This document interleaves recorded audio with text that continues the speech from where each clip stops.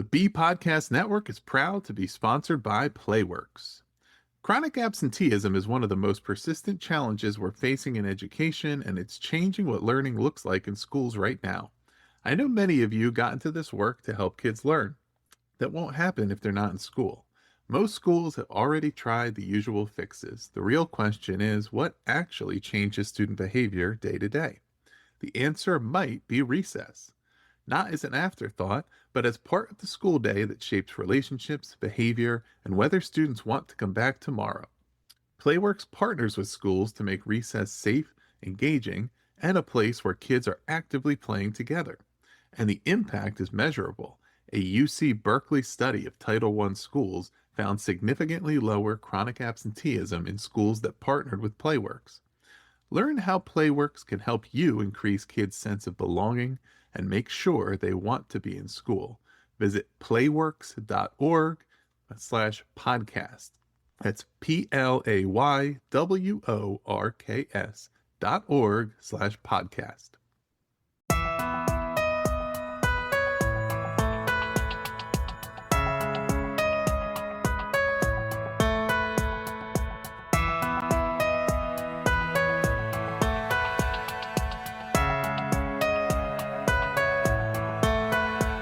Welcome in, everybody. You are listening, as always, to the Authority Podcast here on the B Podcast Network.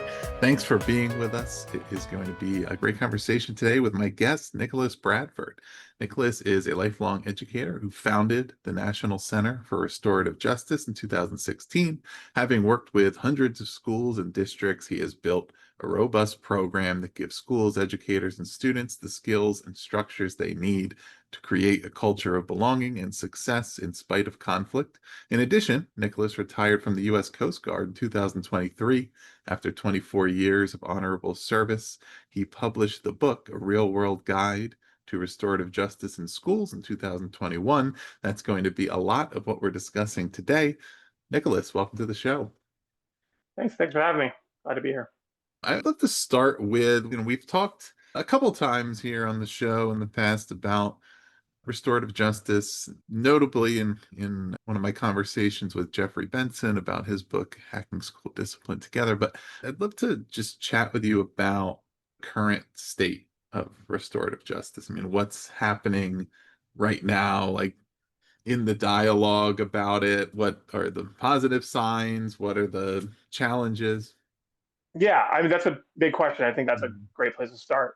Obviously, with the current administration, the Department of Education trying to pull back on anything kind of tangentially related to equitable school practices, that is going to be a challenge. Our work, generally speaking, in restorative justice doesn't kind of really fall under any bucket or funding bucket of the U.S. Department of Education. So depending on the state you're in, you're going to have more or less interest based on the state climate. I think, generally speaking, across the country, schools have faced some funding constraints. There's been some economic sort of slowing, some budgetary, like long-term budgetary challenges, the sort of pulling back from the extra ESSER funds in 2021 and 22 and 23, decreasing in enrollment across the board, generally speaking, except for in some places, you see school districts really trying to wrestle with budgets, making hard choices. But, kind of just to go back to the beginning of this is like, if we're doing good work, I don't think that states are really making a decision based on the federal government's distaste for restorative justice. I think in some states, there is absolutely a kind of move away from restorative justice. And this is our issue as a restorative community. We need to do a better job about both implementation, like being in partnership with school districts and schools, recognizing that young people actually do bad things. This isn't just about sort of making the place an acceptable, like that all behavior is acceptable, as all behaviors are response to trauma. Like that may or may not be accurate, but the sort of additional truth is that it does impact the learning environment. It does hurt other kids. It does hurt adults. So we got to be real about that when we're messaging to schools, parents, school districts, and our community at large. The more we can tighten up that messaging, be clear about the sort of positive and where also we've gone wrong, where we've made a mistake, where we could do better work.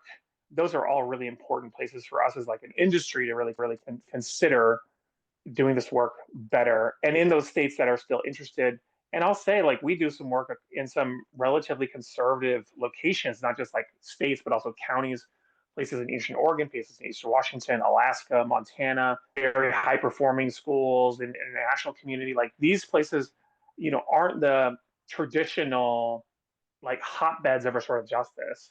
And if they're doing it and if they're calling us to sort of do this work and be engaged in the repair after bad things have happened, then yeah, we should be able to continue to do this work in the Midwest, East Coast, Florida, wherever you're at. There's a big conference happening in Florida that's like collecting a bunch of people from all the South to have a big conference in Tallahassee. Like there's a big deal still moving in the right direction. But, you know, we got to be real about sort of where we've messed up and where implementation hasn't really met the mark. Sure.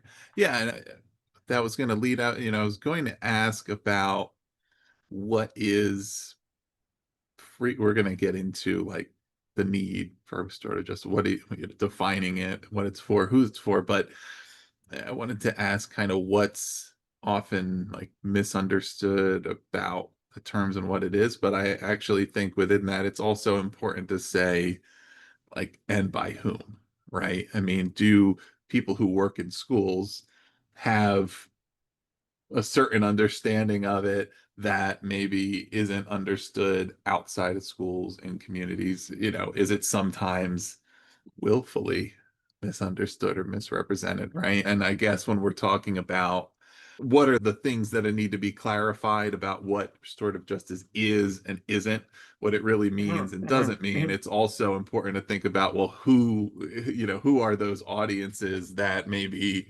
need to hear that? And then, like with many things that are debated about education by those who are not working in schools, do people who work in schools have a much different understanding? I think generally speaking, like the community at large, like those people who are not sort of touching restorative justice or touching the juvenile justice center, have a really reductive view of what restorative justice is. It's either like the thing that schools are doing to help kids stay in school when bad things happen, or it's a diversion program to keep kids out of incarceration. Those are true things. There's a lot of nuance there that's being missed. And then there's the other side of that, which is like it's a way for kids to not have consequences or not get punished for bullying or whatever. And both of those things are reductive. And I think you're right. Absolutely. There's a lot of willful sort of mischaracterization of restorative justice because where it's perceived to be coming from. And I think this is part of like our work. I'm not a religious person, but a lot of our community and sort of some of the initial points of interest and implementation nationally have been through religious organizations inside prisons, Christian organizations that are going into school, going into prisons to help and rehabilitate and engage because they recognize that, in their language, like we are all children of God.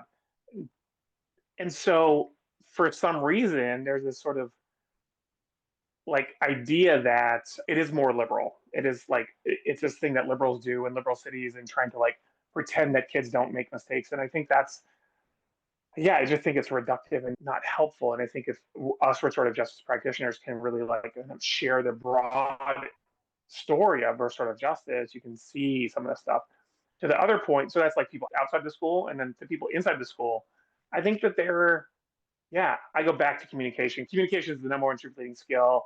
And you got to do it well. You got to do it often. You got to do it early. And so making sure that as young people like get into these systems, like how are we communicating back to them? And this is a problem of policy across the board for all things.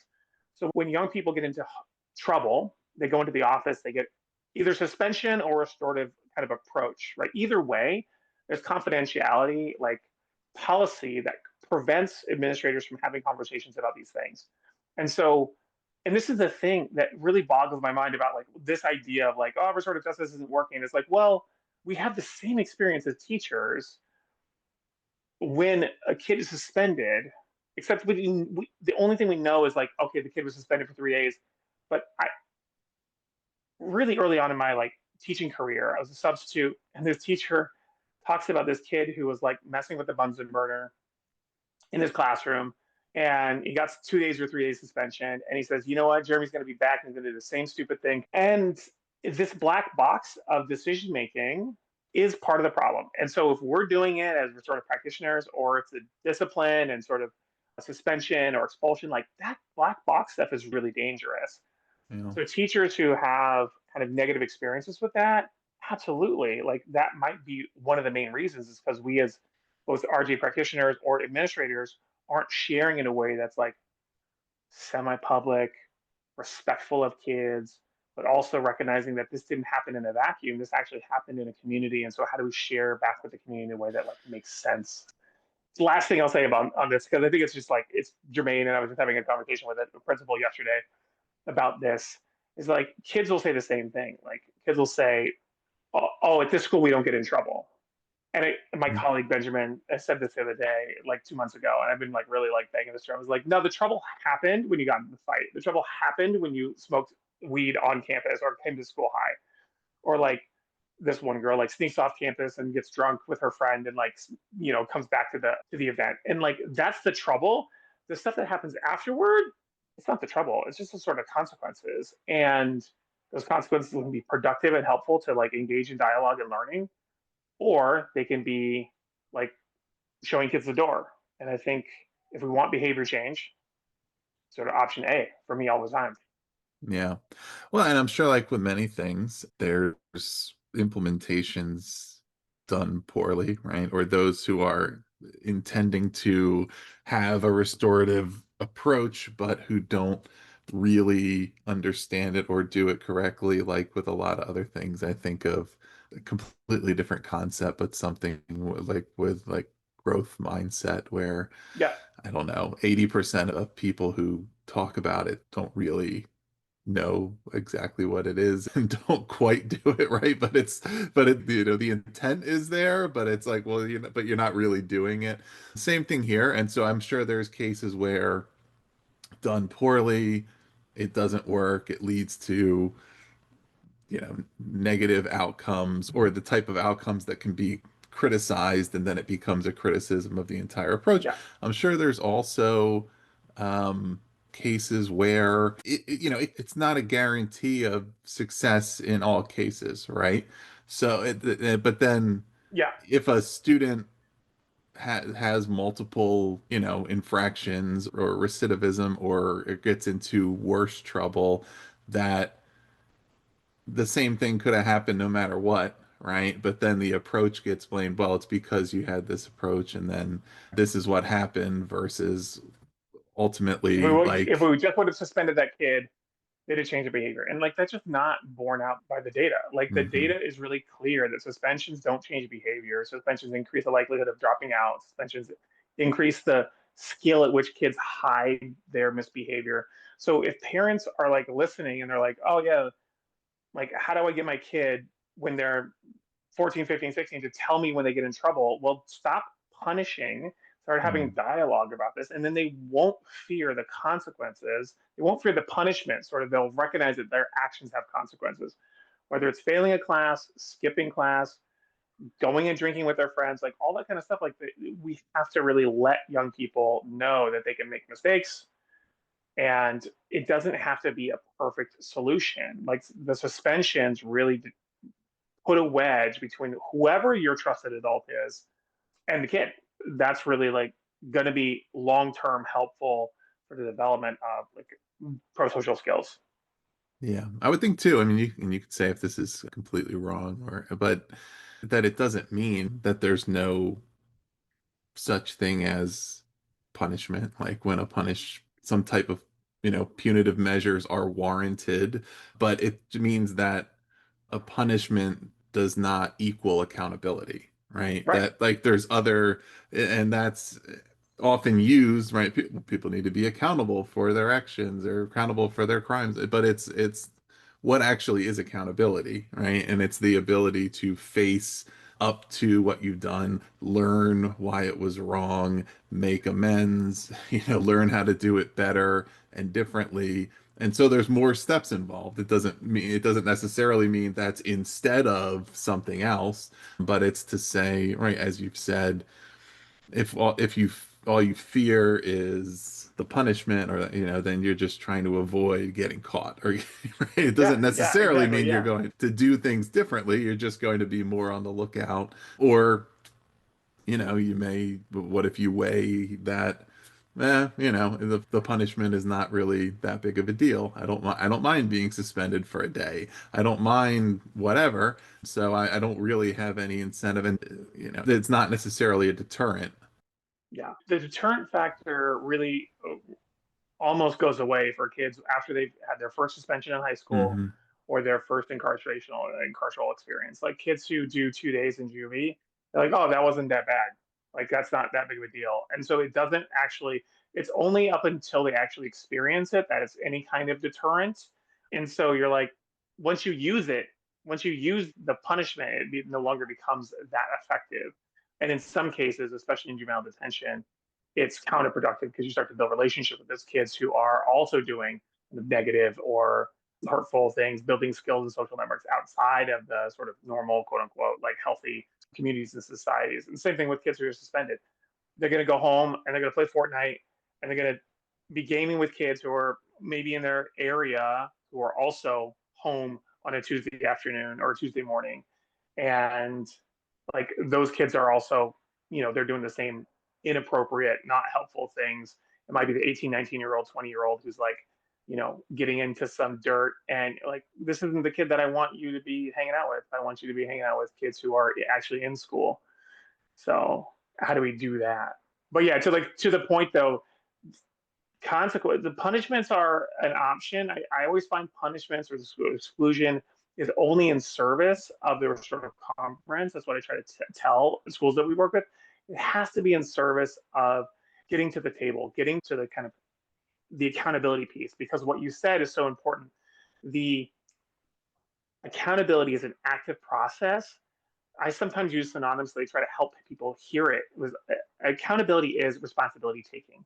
Accountability is responsibility taking, and I can't force a kid to take responsibility for their actions. What I can do is make space and time for them to sort of realize that this is how we move forward from here is taking responsibility for actions. And so helping young people get some space and time between us as adults and the school and whatever, and like that all has to be in service of like, yeah, Nicholas, come take responsibility.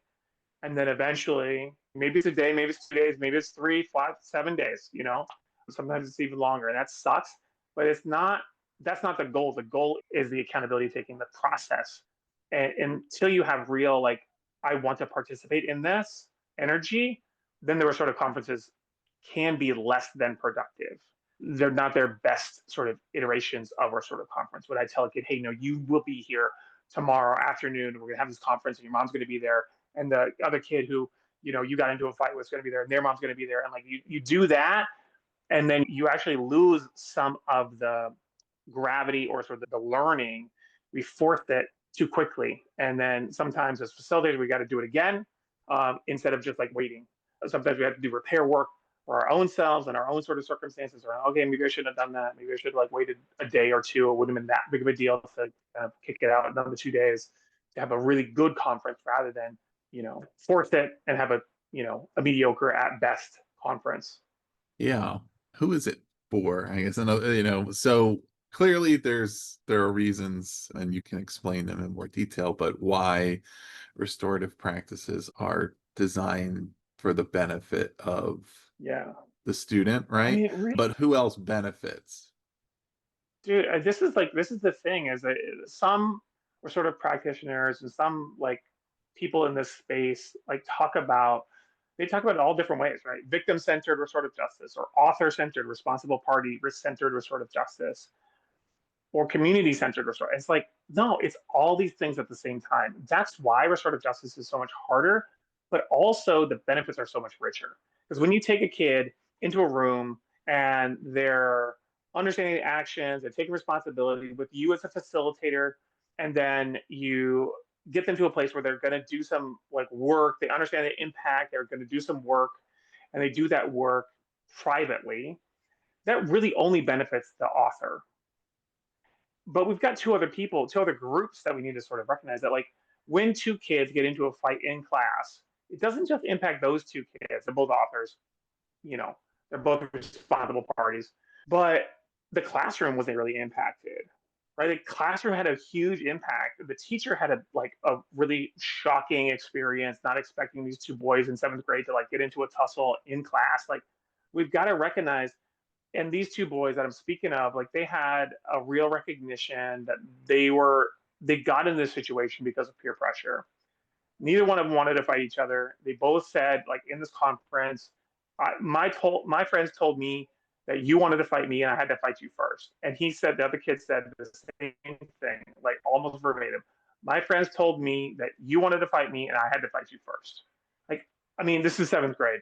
Of course, that doesn't make any sense to me as an adult, but for a seventh grader, I can put my head on. I can get into that headspace. I'm like, yeah, okay, that for a seventh grader, that makes sense. They had this really like profound unpacking of the fight and of peer pressure, and then they just do it on their own. When in fact, if we had slowed it down and then shared just with the classroom, what powerful learning that it could have been for those 28 other kids in that classroom to be like, oh yeah, like peer pressure does suck. Like I peer pressure my friends. Like my friends peer pressure me. I get it from other kids who I don't even know about, like coming out, skipping or whatever. And I gotta really recognize when that's something I really want to do, is something that is really internal to me, or is it something that's external to me? And so that's a really important part of any restorative system. And then also, if there's a sort of imbalance with the author and a real clear victim, somebody who's really been directly impacted, it's so important for that kid to be like, hey, in a restorative conference with adult support, what you did, I didn't like it. Hurt my feelings, Mhm. bothered me, was a just frustrating. It made me feel small. Being able to say that stuff out loud in a conference, I think, is really powerful for victims, quote unquote, people who've been directly impacted, are kind of most directly harmed people. I mean, it's essential. Yeah. To summarize, yes, everybody benefits. Right. Everyone benefits. Like, from the learning, really, that's part of this, is like the experience and then the learning. It's like it can't be overstated. Right. Yeah. And it speaks to the reasons to, persevere through the Yeah. times when it doesn't feel like it's working, or it just Yep. feels like it would be more convenient to, resort to the simpler kind of Totally. traditional Totally. models of discipline, but that it right that I mean, you can think of the student or any person who's a victim of a an incident, that the positive benefit it can have for them when they feel like the author, in your turn, has had an opportunity to reckon with that, to come to an understanding of why it was wrong, to, maybe that it includes make amends, but where it's not just, okay, we've taken that person out of here for a couple of days and they're going to be back in a Yeah. couple of days, and same thing's going to happen again, or it hasn't really been addressed, right? And of course, schools are also supposed to be about learning more broadly. So, what are some of, let's like to maybe define it in more specifics. What are like some of the pillars of restorative justice? Like, what does it look like done right? What are the components that need to be a part of it? These five pillars that we work off of, like conflict happens, engage all stakeholders, empower the author and the victim, develop agency, and value empathy. Come to our training. We spend time like kind of unpacking these things. But the one that I want to kind of one thing that's kind of helpful is recognizing that this thing that we say, engage all stakeholders, and it means, like, as the severity of the harm goes up, the number of people at the table need to go up. And so if it's little stuff, yeah, we're just going to handle it in the moment. We're just gonna have the conversation with students. We're going to facilitate conversation between two students. Like the small stuff, you can detention type things that happen. But fights, yeah, that's going to be like a little bit bigger group. We're going to get some people around that. But I've had the pleasure and sort of to both participate in really good conferences based on some really horrendous sort of actions from young people, and having 22 people around a circle, like, that's a really important part of like letting kids know that this was a big deal. When a kid calls in like a bomb threat to a school, or makes a threat about shooting up a school, like those need to have like really big responses from the school. And the nice thing, like it's not school staff time, it's really like community time. It's like really like getting adults just know this parents from the school, kids from the school, like sitting around in a circle and saying, "Hey, that was really scary. This is how it impacts me. This is how I think about that stuff. This has been my experience at another school, whatever." So to really make it real, but also letting kids know that like you're an important part of our community, and that's not okay. And so, I could spend hours, and I do spend hours like talking about these five principles, but sort of that's where we start in our mindset. And then the definition that we use is a relational approach to conflict, which is kind of trying to do both of these things at the same time, build relationships and engage in the conflict at the same time, which, not unsurprisingly, is very difficult to do. And I think that's part of the reason why restorative justice is more challenging than other systems, is because in the face of harm of like kids and adults doing mean things, shitty things to each other, we want to also build relationships as we're having this conversation about like what does it look like to repair? What does it look like to make real amends? What does it look like to recognize how it's impacting other people? But the systems, like sort of the tools, the strategies, the sort of approaches, those all look different, sort of in different circumstances. From one to one to big classroom stuff or low level things, detention, suspensions, expulsions, like welcoming kids back from a suspension that was a long term thing. Like all those things kind of look slightly different, but they kind of operate off those same five principles. When the teacher hops in the game and everyone's playing together, that builds camaraderie between students and adults. A principal from a Playworks school describes a dynamic many school leaders have experienced. When you partner with Playworks to support engaging recess, students get active, build valuable skills, connect, and carry positive energy back into the classroom. The impact shows up in learning time. Research from Mathematica found that schools with Playworks spent 27% less time transitioning from recess to learning, protecting valuable instructional minutes for teachers. One thing I love about Playworks is that it's designed for the realities schools face today. Their trainings are practical, manageable, and focused on building staff capacity without competing with instructional priorities. If attendance, behavior, or lost learning time are holding your school back, have a short, no obligation conversation to learn more. Visit playworks.org/podcast. Yeah.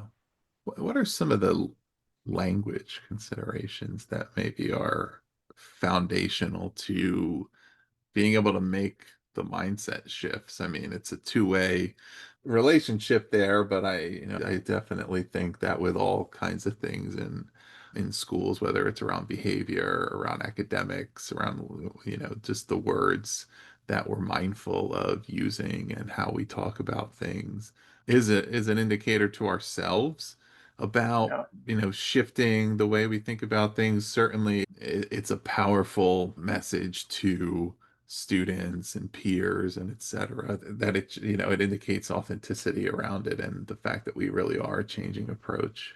I think some of the language, yeah, it's a tricky, I mean, there's a lot there to kind of unpack. Obviously, like I mentioned a minute ago, this idea of like the trouble already happened. So like kids not getting in trouble, they've already had the trouble, they did it. Yeah. And now we're trying to repair, we're trying to make amends, accountability, really some like real granular understanding about what accountability means and what it looks like when you're taking responsibility. We've got like a five-part kind of piece about accountability. And then conflict and expectation. So conflict is one of those things that I really like to talk about. Conflict is how we traditionally think about it, is like a fight between two people.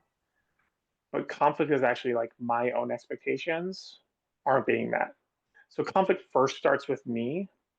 And then what it comes out as when Benjamin is late to class, I come at Benjamin really hard because I have expectations about being respectful and being on time, and that wasn't met. And so I feel kind of way about it. I feel like personally insulted or whatever, right? But I come at that problem in a way, and then Benjamin yells at me for, "Hey, Mr. Bradford, get off my case, whatever." It looks like a fight between the two people, but first, it's about my expectations.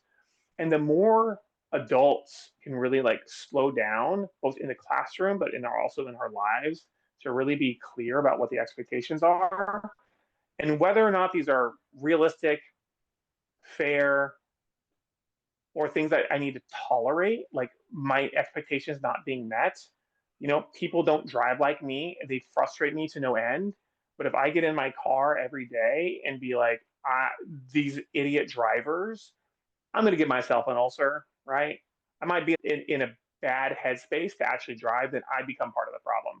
And that's not unlike our situation in schools, right? If I am saying to myself, like, those kids or my administrator or my colleagues, my other teachers, or this parent in my classroom, like, that's all external. I have no control over that. And so I need to like really unpack my expectations.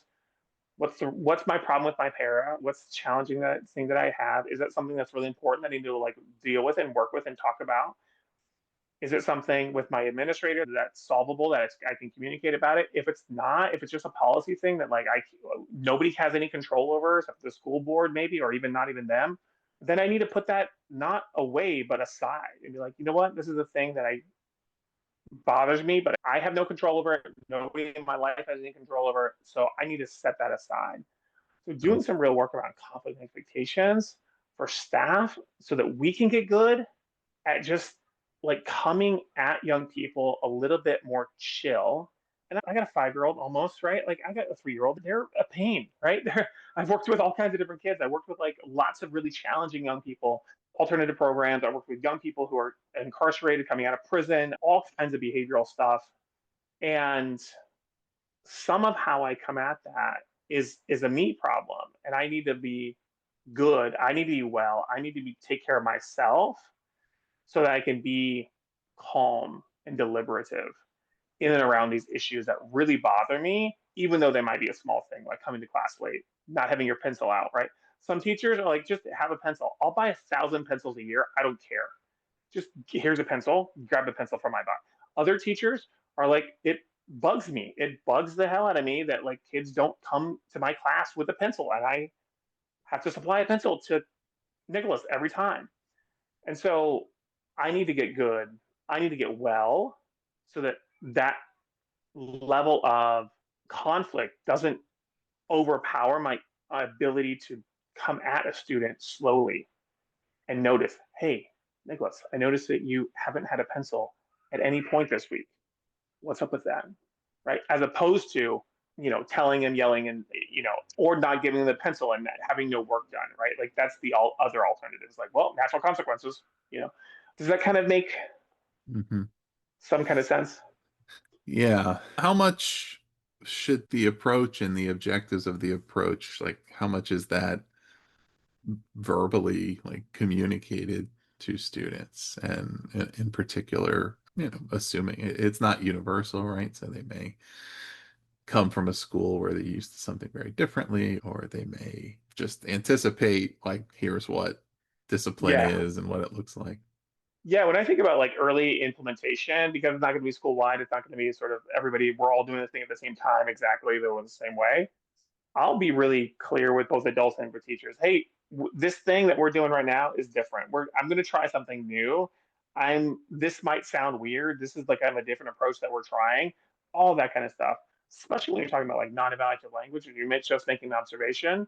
And kids look at you and are like, well, what do you want me to do? I was like, I'm just making an observation that this is a thing. And I asked you about the expectations and you know what the expectations are. So we're good. Like, I just need you to know that, like, I noticed and that you know what the expectations are. As long as we got those two things, then we can sort of move forward. Yeah. And so, yeah, so it really is like to some degree a kind of slow moving, like, implementation. There's also a lot of the implementation that when we're working with schools and districts is like, where's the data pointing to us? Excuse me, where's the data pointing us to? And then where are the sort of easy, light things that we can implement that are sort of accessible, right? Mm. So if you've got opportunities to do work already, if you've got a counseling group or some sort of other support group, chill out space, like all those kind of things, like we want to be looking at those systems that are already in place to dovetail to make that a little bit more seamless and clear around like what the expectations are. So yeah. Yeah. What does, I guess, like follow through look like? I mean, so you write about the restorative cycle, right? There's clearly a number of steps. Um, how does a school commit to completing the process and not stopping it too soon or thinking that we mission accomplished? In individual incidents, it could be broader. What is it kind of, what are some of the important components to keep in mind Yeah. with that might seem like, I mean, it could feel like overkill, I guess, or it could feel like, well, I thought we were kind of done with that, but I'm sure there's some importance to making sure that, like, if we really are focused on this being restorative, that we have gotten all the way to the completion of that process. Yeah, I think that's right on. Like you really have to have some limits and some real clear expectations about what it looks like when we're done with the process. And so we have like a sample contract that people use and they edit it and sort of change things so that it makes sense for them. But there are really clear like line items for young people to do. We've got a menu of options that schools fill out to kind of make more robust. And then they offer those sort of through collective decision making and sort of put some things down. And typically, contracts shouldn't go more than 2 weeks. Like you should be able to do this work within 2 weeks. If it's something that you need to do more work than 2 weeks worth of work, then maybe this kid should have been suspended and it should give him some time outside of school in order to do the things that he needs to do. And so, and that's totally something that happens as well. Like I was just talking with another principal about sort of the reentry meetings that young people are having after a long-term suspension. And we talked about it, and he's like, yeah, so we had a reentry meeting, and the kid's back tomorrow. I was like, well, how long was he gone? 21 days. Well, we should have had this meeting at like day 7, day 5. So this kid could start doing some work to show the school that they get what happened was not okay and that they're doing the work to make amends. Because Yeah. adults sometimes struggle with kids' affect, like the way they present themselves. They, we, not they, but we sort of see, a teenager sort of blank stare, flat affect, not really caring about the sort of the big threat or the fight that they got into. My friend in high school, he started a food fight and he like still kind of laughing about it, like in the office. But I can't hold up a kid from coming back to school because he has a flat affect. What I can do is say, hey, you agreed to do this thing and you haven't done this thing. You agreed to do a drug and alcohol assessment, and this was the outcome of the drug and alcohol assessment. And if you don't want to do that, then you're not going to come back to school. But that 2 weeks for the sort of the work inside the school totally makes sense. Like, let's get it wrapped up.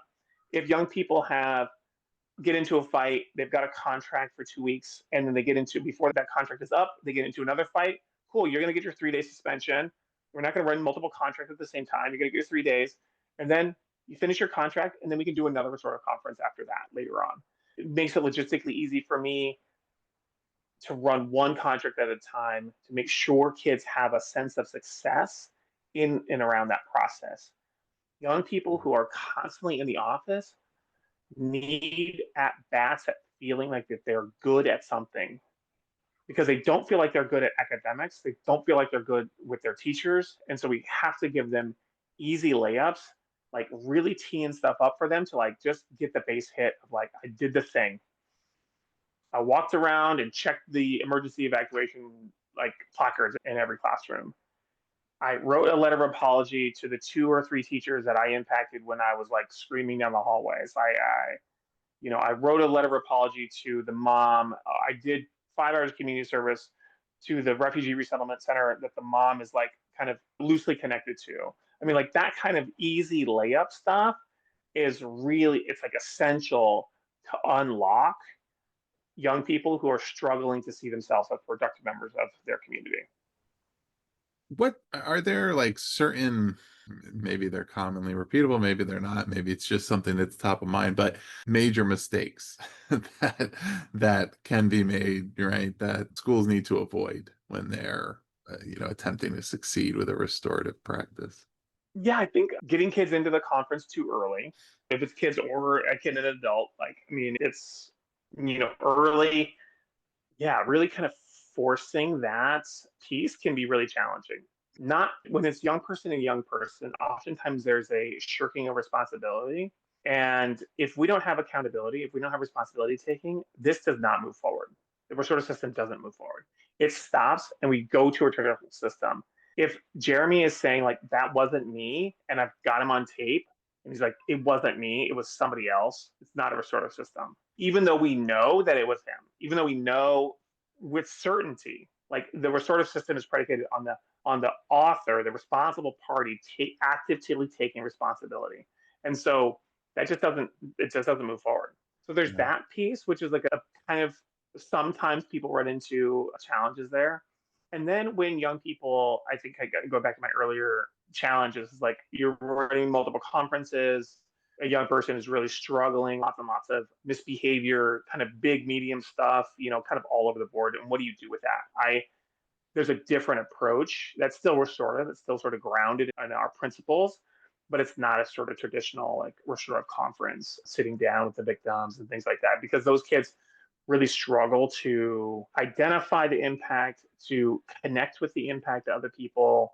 They sometimes there's just not enough like self-efficacy, like that I'm a good person for that thing to move forward. That doesn't mean we don't have a restorative system, which is really important, is that there's a different restorative system that we have, and we could talk about it another time, but that's a different option. And I think the other piece sometimes in my trainings that we kind of folks get hung up on, if victims aren't ready or authors aren't ready. As a public school employee, we have a responsibility to provide education opportunities for everyone.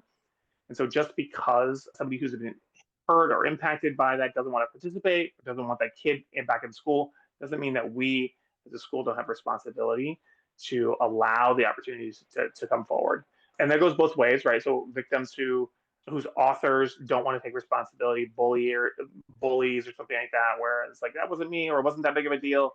Like we need to still to do work to help that kid or kids like feel that the school is responsive to their needs, and not just the adults. And I think this is really important in this sort of work, is like this is not just adult work with kids, but this is kid work, and it's both kid work when it comes to the conflict, but it's also kid work when it comes to support and community members, and allowing young people to support each other in ways that can be really helpful, in ways that we as adults don't understand, and can't be there for young people in a way that like makes developmental sense for them. Because just such a difference between having a ninth grader, an 11th or 12th grader tell a ninth grader, I see you can do better.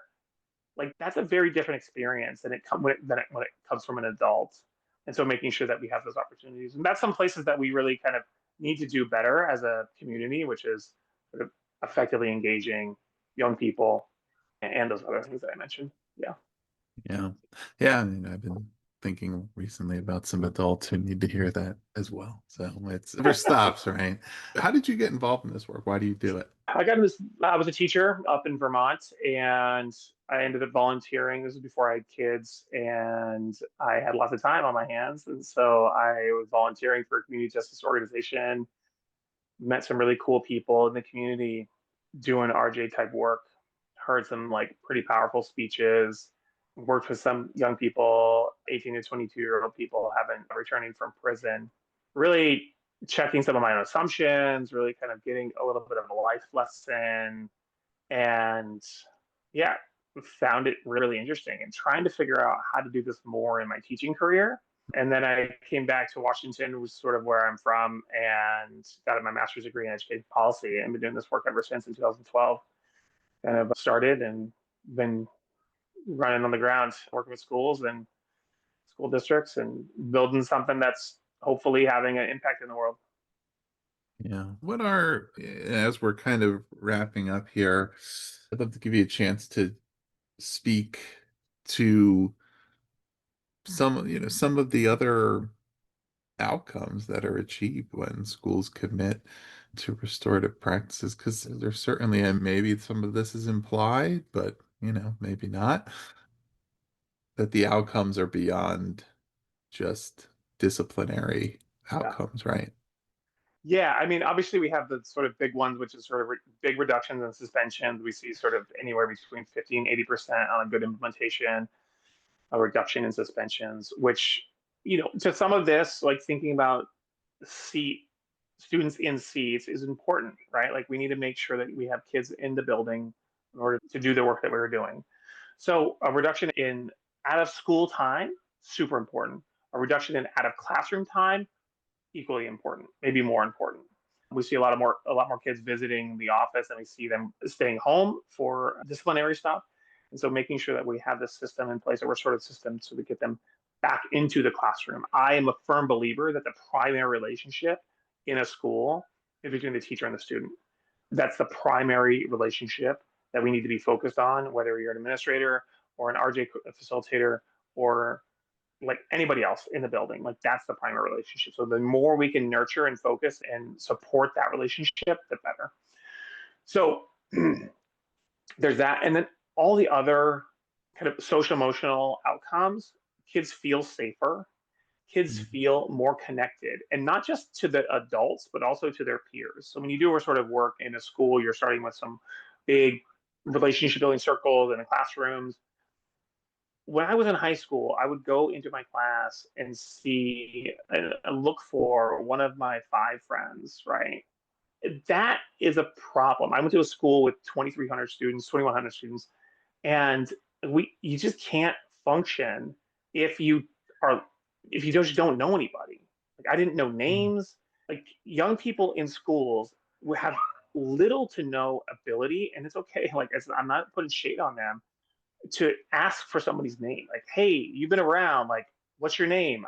Who are you? Right? I mean, those kids who do are the popular kids, right? They are. That's the skill that they have. They're able to ask questions and ask for people's names, and that's how you get sort of credibility. That's how you get the sort of skill set, is by sitting in circle, asking questions, learning people's names, doing that repeatedly. Even if you think that your kids know each other, just do it again midway through, do it again at the end, do it all year, building relationships, because that school bonding, there's the three big kind of components of post-secondary success, the factors that affect positively post-secondary success: single adult positive relationship, positive peer relationships at the school, and then school bonding. The school is a place that I belong to and belongs to me. These things are critical for young people to be successful, and it's just built into the restorative structure that young people are talking to each other, asking questions, slowing down the process to learn who they are, why they like the things what do they like, and why do they like the things that they like, and whether it's coffee and tea, or what kind of video games you play, or what university you're going to go to. Like those kind of things are really important for, are your parents divorced or not? Like those kind of things are really important for them to share. And they're not going to do that without adult support and structure, largely speaking. Some kids are exceptional and they do that really well. And I want to applaud those kids. But the vast majority of our young people don't have that opportunity. They're Yeah. talking about TikTok and memes and stuff like that. And so like letting them like really get into it. Those are the protective factors that allow young people to be successful. And that's what translates into a really safe, successful school that kids are learning in. Excellent. Well, Nicholas, we're going to put in the show notes the link to the book and to your website and social media, but is there anything in particular you'd like to direct our listeners to check out either on the website or anywhere else? Yeah, we host 3-day trainings here in Seattle, Portland, Kansas City, Chicago regularly. So stay tuned for those things. We've got some, asynchronous options as well for people. But in February, we'll have a kind of a choose your own adventure week in Seattle, which will be a kind of a series of different workshops that'll be coming out soon. And then in March, we will be likely offering, this is still in the works, but I'm pretty sure that we can commit to this, that we have a week, 4.5 days, which 3 graduate credits from in partnership with Southern Oregon University. So if you're looking for graduate credits, come join us in Portland for 4.5 days in March. Excellent. Well, everybody listening, you can check out those links below. You can find out how to get the book. You can also go to the website for National Center for Restorative Justice and learn about all these resources Nicholas shared. You can also connect with him on LinkedIn or connect with the center on Facebook. So check all of that out. We'll make it easy for you. Put the links below. If you have not already, please do subscribe to the Authority and give us a rating. We love the ratings and reviews. Those 5-star reviews really do make a big difference in new people finding the show, and we've been doing quite well with that. So we certainly appreciate all of you listening and sharing, and it really means a lot. So thank you all for being out there, and thank you, Nicholas, for being here. Thanks, Ross. Appreciate it. You can invest in curriculum, technology, and intervention, but none of it works if students are not in school. I'm happy to share that there is hope. Playworks has an evidence-based approach to help you break through attendance and engagement barriers with the power of play. Safe, engaging recess leads to kids who are connected, who know they belong, and they're ready to learn. Learn more about this difference-making solution. Visit playworks.org/podcast to see exactly how Playworks can improve your attendance. That's PLAYWORKS.org/podcast.